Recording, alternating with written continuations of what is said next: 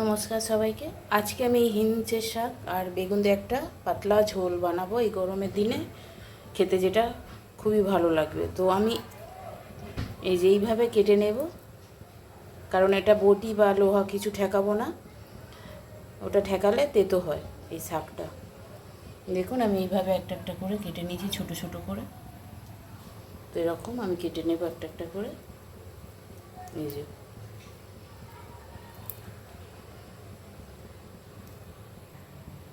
কড়া গরম হয়ে গেছে, আমি এতে একটু অল্প করে তেল দিয়ে দিলাম।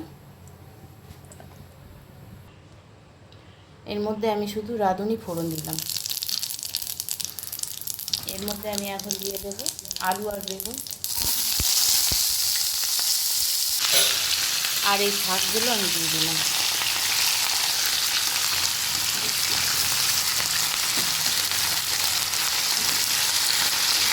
এইভাবে একবার গরমে বানিয়ে খেয়ে দেখবেন।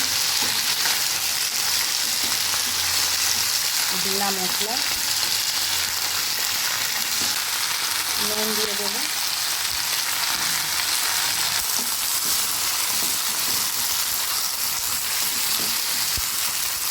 মশলার মধ্যে যাবে শুধু হলুদ আর কিছু না।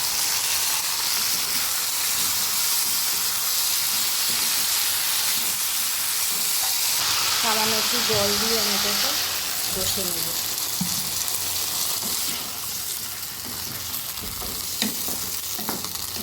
এটা ভালো করে একটু কষে নেব যাতে হলুদ গন্ধটা চলে যায়।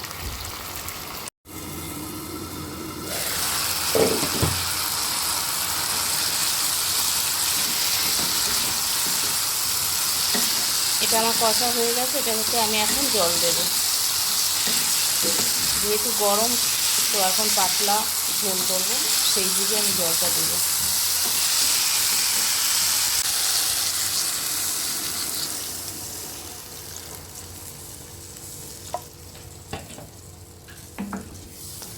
এতটা জলই আমার থাক, কারণ একটু ফুটবে।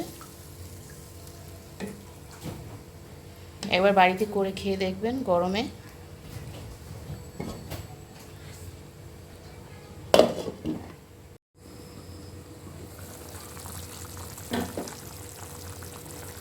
এটা আমাদের রেডি।